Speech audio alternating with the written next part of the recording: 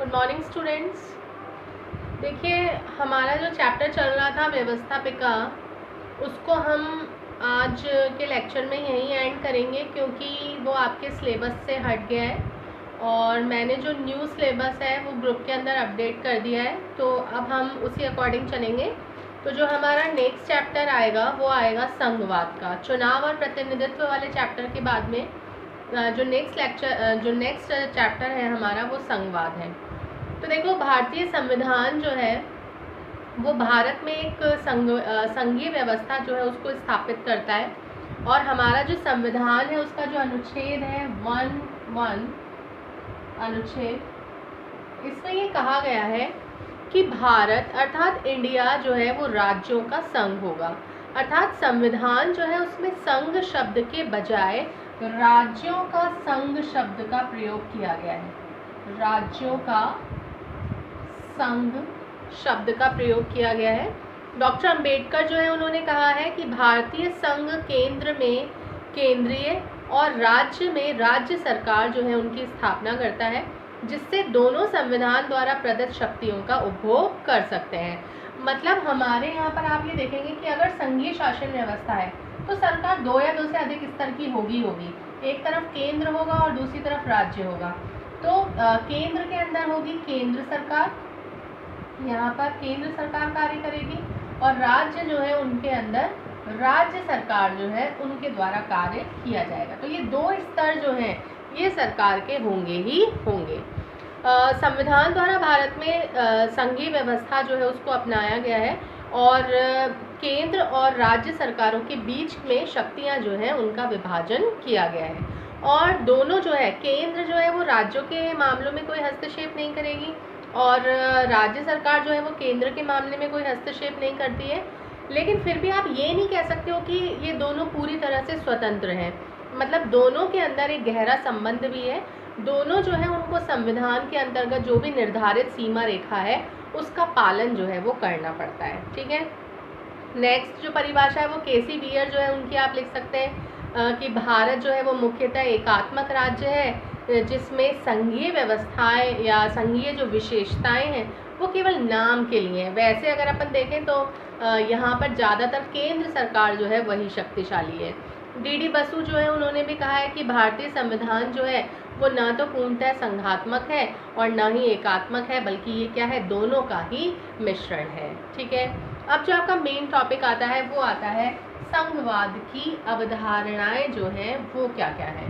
तो नेक्स्ट में आप देखेंगे संघवाद की अवधारणाएं। संघवाद की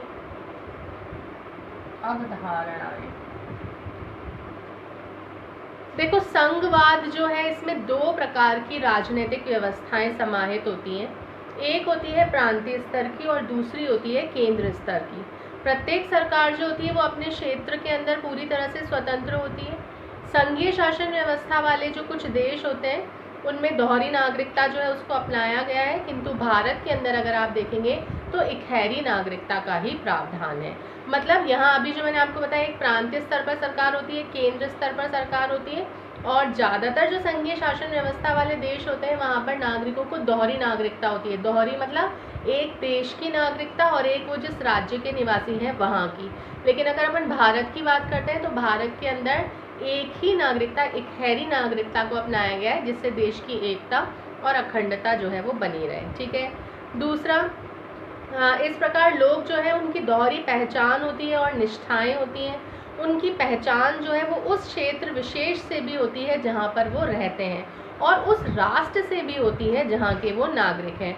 उदाहरण के लिए मान लो हम में से कोई राजस्थान में रह रहा है तो हम राजस्थानी भी हैं, या कोई बंगाल में रह रहा है तो हम बंगाली भी हैं, और साथ ही साथ हम भारतीय भी हैं। तो प्रत्येक स्तर की जो सरकार होती है उसको कुछ ना कुछ विशेष शक्तियाँ दी जाती हैं, कुछ ना कुछ विशेष दायित्व जो है वो भी उनको प्राप्त होते हैं। ठीक है। नेक्स्ट, दोहरी शासन व्यवस्था होने के कारण से इसकी जो रेखा है उसका विवेचन लिखित संविधान में मौजूद है। मतलब हमारे यहाँ का संविधान बिल्कुल लिखित है, उसके अंदर ये बताया गया है कि हमारे यहाँ, आपको पता है, संविधान की सर्वोच्चता को अपनाया गया है। कोई भी सरकार जो है वो संविधान के विरुद्ध नहीं जा सकती है।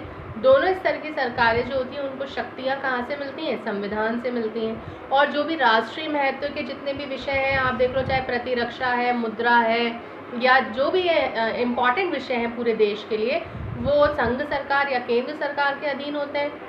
और जो स्थानीय महत्व के या प्रांतीय महत्व के जो विषय होते हैं वो राज्य सरकारों के अधीन होते हैं। तो इसमें सारी जिम्मेदारी किसकी होती है, प्रांतीय सरकारों की होती है।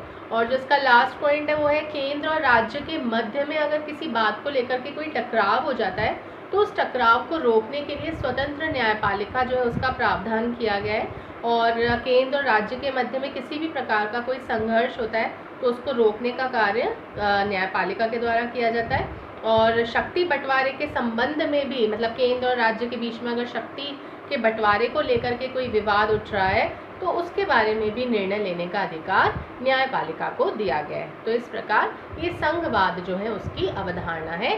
नेक्स्ट टॉपिक में आपको नेक्स्ट लेक्चर में समझाऊंगी। Thank you.